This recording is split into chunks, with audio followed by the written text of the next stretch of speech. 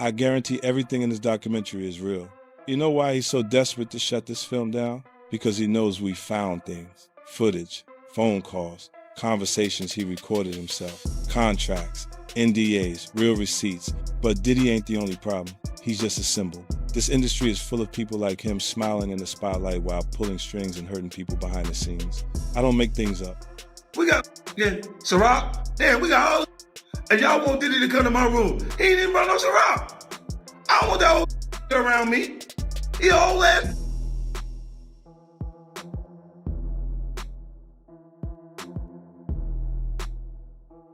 An African chant. Ain't no more doing what is Puffy doing?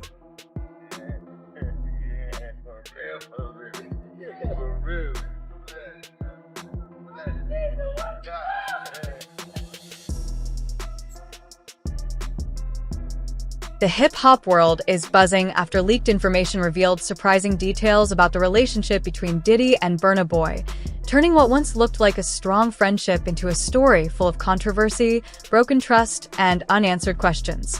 In his latest documentary, 50 Cent digs deep into these leaks, shedding light on behind-the-scenes power moves, media control, and private conflicts that the public never saw. The entire situation began with a single photo showing Diddy and Burna Boy, two global stars from different backgrounds, sharing what appeared to be a moment of mutual respect and connection. What once looked like a sign of musical unity soon turned into the center of one of the biggest controversies in the industry, especially after Diddy's legal troubles came to light and changed how that image was seen. Fans started wondering if the connection was real or simply a smart business move, and 50 Cent explains how that single photo triggered a series of reactions that shifted public support into doubt and opened the door to a dramatic downfall that caught everyone by surprise. I want to say, I know a lot of people want to hear these stories and everything like that because this is stuff that happened back in the day. And then maybe that if they knew there was going to ever be a YouTube or they knew there was going to ever be social media, a lot of the stuff probably wouldn't have got played out like it did. But things happen and these are just stories from the past. I would like to use that as, what you call that, just to clear the facts up what's going on. But it all started, we was in Atlanta. And this story starts when I'm with Puff and he's in exotic bookstores and he's doing shopping, right? He's shopping, getting his stuff and everything like that. So, you know, this is the first time I was ever in an exotic bookstore with Puff. So, you know, I'm giving him his space. He's taking things off the shelves and stuff like that because they gave him a brown paper bag. When they gave him a brown paper bag, he was just putting stuff in there. So I said, damn, you know, he got to go put it on the counter and, you know, show everybody what he's getting. So as he going, I'm just looking at the places where he picking stuff from. So there's one part he picked up some things from up here on my left side. And then he picked like quite a few of them down. I was like, okay. He put them in the bag. So when I went by there and I looked up there and it said butt plugs. And I was like, hey, yo. I was messing with him. Because people don't understand, you know, we was like friends. He was a part of the same gang. So I'm still gonna tease him. I'm still gonna mess with him and everything like that. I could do that. It wasn't just no security thing. So I say, yo, what are you getting this for? And it said butt plugs. And he was like, yo, can I do my shopping by myself? I said, yeah, you can do it by yourself, brother. And he started walking and everything like that. When he got to, I just waited at the counter. When he got to the counter, he didn't even have to show the guy nothing. He just gave the guy a wad of money. I mean, like he gave the guy a stack something like this. And Puff wasn't the dude that carried no 20s and no 50s and nothing like that. And I mean, like, he just said, boom. And Burna Boy, a global leader in African music, and Diddy, a powerful figure known for building and breaking empires, joined forces to create what many believed would be legendary. Their work on Twice as Tall changed the game, earned a Grammy, and became Burna Boy's biggest international breakthrough. But behind the praise and awards, problems slowly began to show. People started questioning whether their connection was built on real respect or if something else was happening beneath the surface. And 50 Cent explains that their partnership went far beyond music, blending business, influence, and ambition in ways that eventually led to unexpected outcomes. So we had to leave Atlanta and go to North Carolina for a show. You understand? And it was him, this rapper, Sarah, and this other girl. We all got on a G5 jet, and we flew to G4 jet, and we flew to North Carolina. So later on that, I think that afternoon, same day, this rapper and him, they all in the room together. You know, it's Sarah, the girl, Puff, and this dude, this rapper. So I'm here at the door and stuff like that, like, yeah. So then next thing you know, somebody rang the doorbell. We had the presidential suite where we was at. So I opened the door and the dude said, yo, I'm here for my cousin. I said, who your cousin? And he said, Ja Rule. I said, well, he busy right now. He said, he busy doing what? I said, he with Puff, they're in the room, they busy, they don't want to be bothered. He said, well, I'm going in there. I said, bruh, you ain't going in there because he told me they don't want nobody to be bothering them. He was like, yo, I don't care, man, I'm going in there. That bull like that. I said, yo, bruh, Jesus Christ had to come down here and take the air out of my body before you get in that room right there. Watch. He tried to bum rush me. I grabbed it and threw him against the piano. When I threw him into the piano, Puff and Ja Rule runs out the room. Puff got his towel, Ja grabbing his towel, but they butt the naked. And so then Ja was like, yo, what's going on? Yo, G, that's my cousin. He know me well, you know, and Puff was like, yo, G, what happened? I said, he tried to get in the room. I told him he couldn't get in the room. And he was like, Puff looked at Ja. He said, yo, Ja said, you ain't want to go in that room because there's a lot of freaking going on.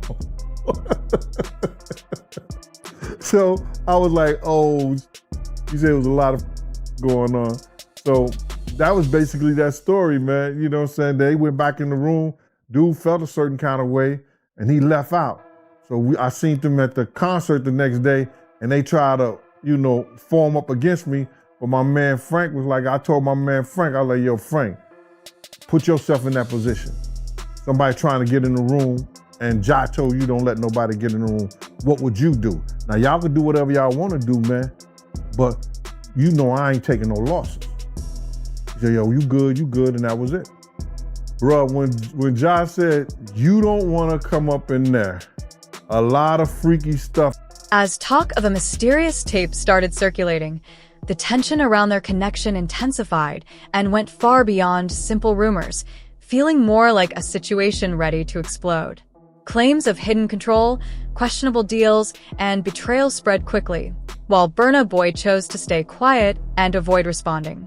In today's social media-driven world, that silence was quickly taken as a sign of guilt, pulling Burna deeper into non-stop speculation, and 50 Cent explains how staying silent didn't protect his image, but instead made things worse, because once public opinion takes over, the story no longer belongs to the person involved. That's crazy, bro.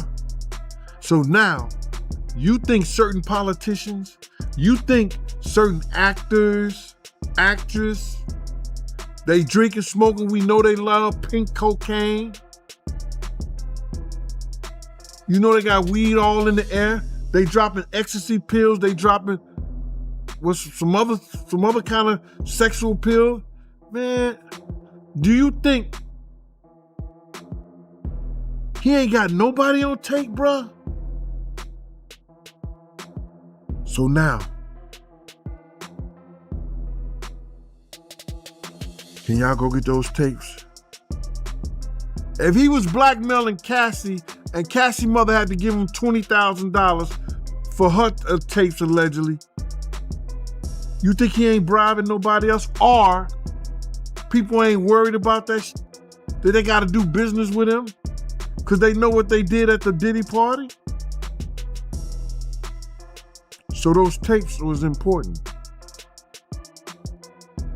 And the federal government, when they showed some of the stuff that was happening in there, you could see the jury cringing. So it was easy for them to come back. Things took a sharper turn when Nigerian artist Speed Darlington released a diss track called Baby Oil, mocking Burna Boy and suggesting secret influence from Diddy. What began as a joke quickly became serious after Speed's car was attacked in Lagos, and the situation grew even more intense when his mother publicly begged Burna to step in. This pushed the conflict beyond music and into real life, and 50 Cent explains how a song meant to provoke ended up crossing into danger, blurring the line between talk and action, and raising the stakes far beyond what anyone expected. With those charges for the sex offenses, or the prostitution for selling and promoting prostitution, it was easy for them to come back with that. Listen to him.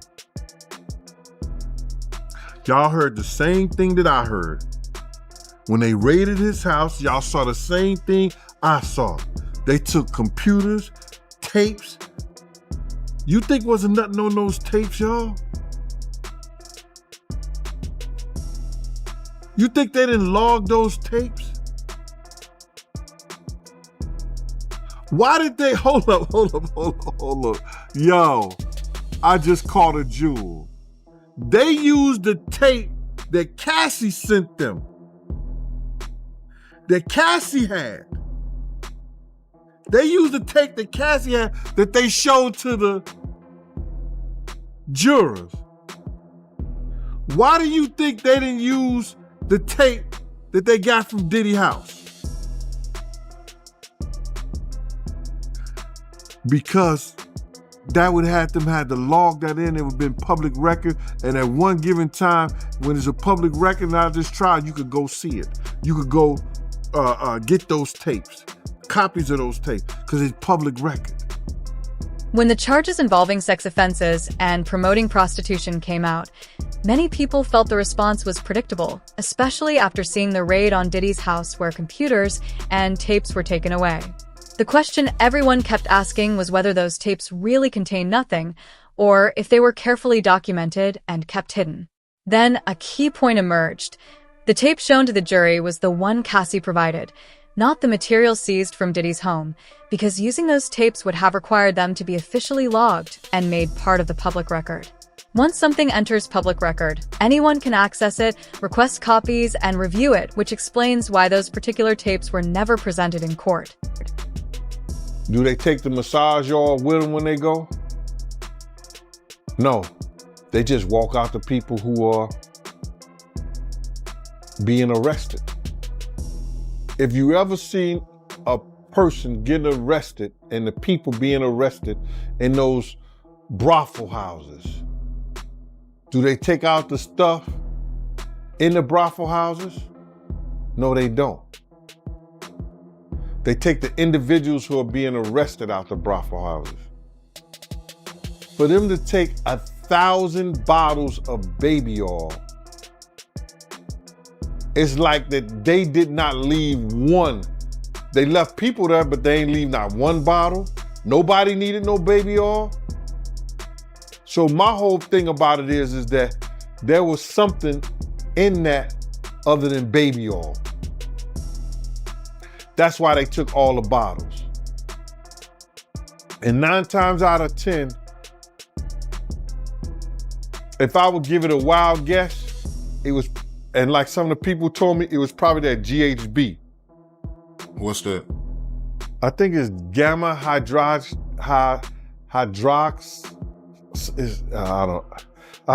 I looked it up, bro. Let me see. See if I can find it. I know this is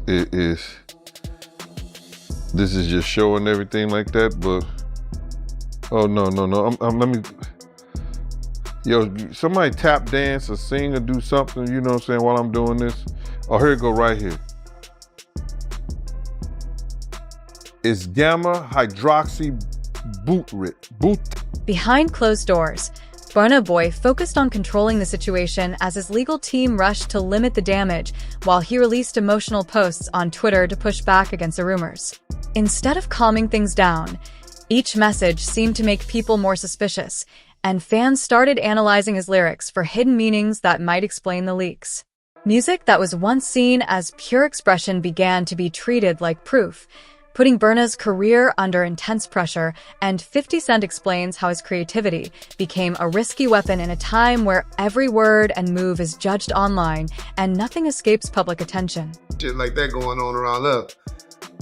I wouldn't have known about no pills or no special oil in the baby oil and stuff like that, you know? People been talking about that lately. See how people lately been talking about in the interview, how there was some, I think it was some horse, what they call it,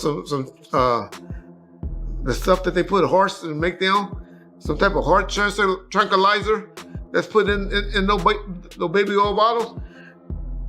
Y'all think it was just baby oil, y'all? Are y'all that stupid? Do y'all know it was more shit in those bottles of oils? That was just a cover up.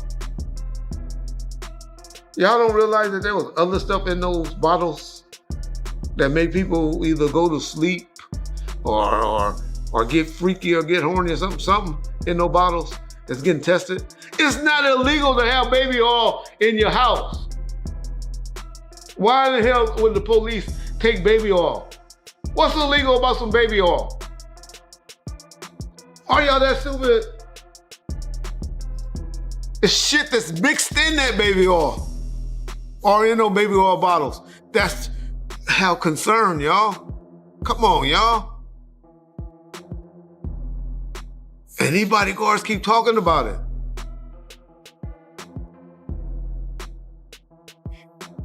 They better shut up. They better shut up. Y'all need to go in there and tell them, stop.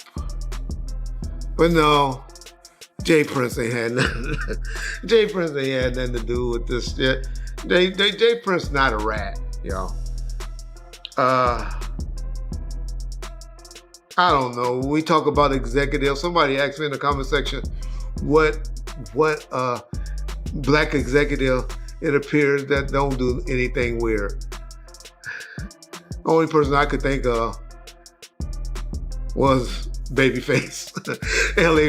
Maybe L.A. Reid. You haven't heard too much about him. And Babyface. You know, they might have, you know, some people will say they beat him out some money and stuff like that. But I don't think Jay Prince a snitch. I'm not one to do all of that, what Suge and maybe even Wack 100 have said about Jay Prince. He seemed to be solid to me. He talk a little tougher than what, you know, he might be. The most damaging moment came from a post said to be written by Diddy, claiming he helped secure the Grammy and suggesting Burna Boy couldn't have succeeded alone, and whether it was real or not, the timing was disastrous. It shifted the story from Burna's hard-earned achievement to the idea that his success depended on someone else's influence, pushing fans to rethink his motives, his music, and even his message. 50 Cent explains how a single post was enough to reshape public opinion and cause lasting harm to Burna Boy's image and credibility.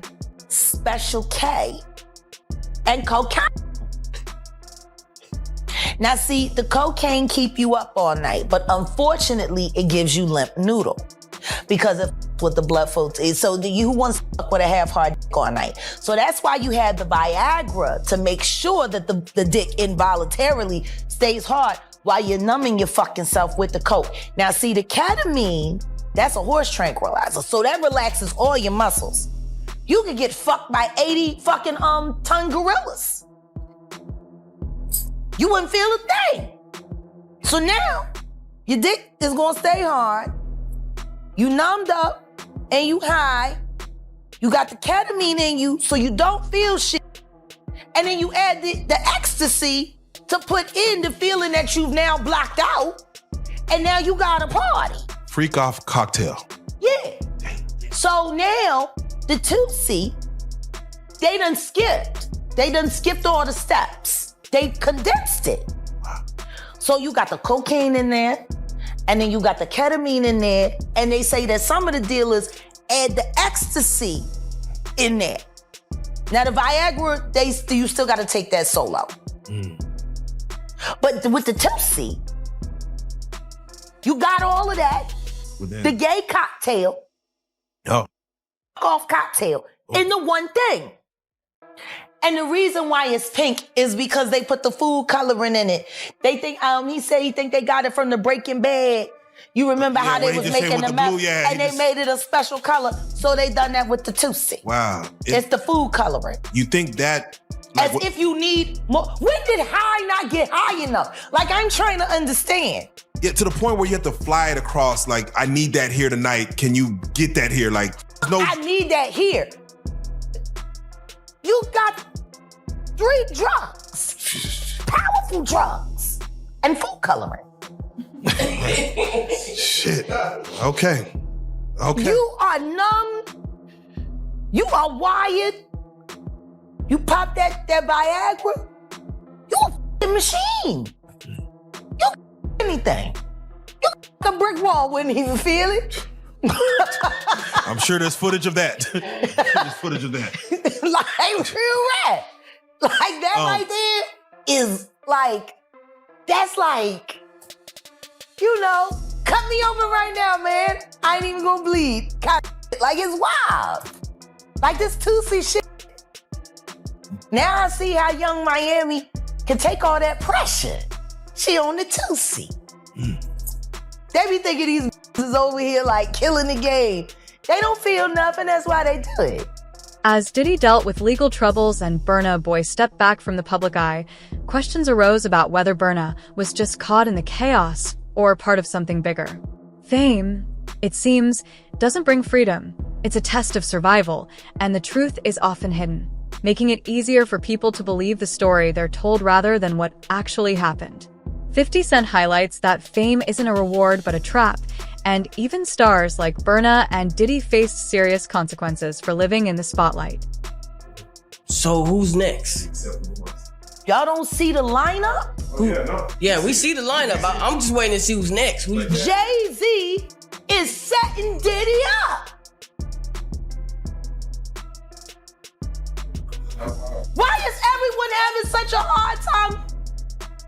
He ain't doing shit different. He lined up D-Haven, stole his life and identity. He lined up Big L, stole his life and identity. He lined up Dame Dash, stole his life, identity, and took his love. Lined up R. Kelly. He wants to be the one. Yeah, shout out D-Haven. He actually hit us up, wanted to tell this story. You need to talk to D-Haven. Yeah, we need to talk to him. I told you that last year when I put you on the phone with him. You did. And then got ran into, and then I got thrown in a hospital by my insane husband, who's working for YouTube to make his mama proud. So wait, Jag, I'm just curious because with Diddy... You mean? With Diddy settling within 24 hours, which has never been heard of, 30 million, or the lawsuit was 30, undisclosed amount. But he knew for 30 days that shit was fitting to happen. Within 24 hours. He could have paid that $30 million before. Yeah, why? Let that hit the fan. Did he? Because he's Diddy. He called a bluff? Because yeah. He's have enough money to he check. He put the boots to that girl. She's supposed to be a good bitch. No matter who she with. All the time he putting a groom in her. Of course he thought it was still gonna work. He thinks he's God. Right. He ain't doing shit. Raped the fuck out of that bitch, put the boots to her last time I seen her. Her and her trainer, boyfriend, husband. I don't get no. So you hear about stories of Diddy like shooting people, blowing up cars. Yeah. Is he this gangster that behind the scenes is that him? Or is that Shout out to Wendy Williams. In this documentary, 50 Cent presents exclusive footage and interviews that reveal the hidden truths behind the Diddy and Burna Boy saga. What began as a collaboration between two music giants turned into a complicated story of manipulation and betrayal, showing that the music industry, often seen as creative and glamorous, is full of hidden deals and power plays.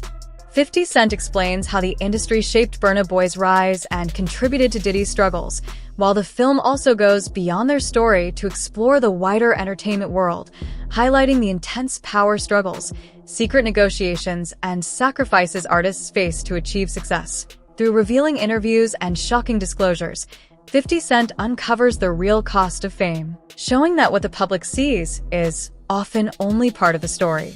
Success in the spotlight comes with a heavy price, hidden so deeply that only someone with insight like 50 Cent can expose it. His documentary pulls back the curtain on the Diddy and Burna Boy relationship, uncovering the drama, rumors, and power moves behind their partnership, which was far more complicated than it appeared, filled with manipulation, betrayal, and hidden agendas. Beyond their story, the film highlights the darker side of the entertainment industry, where the price of success is high and the truth is rarely what it seems.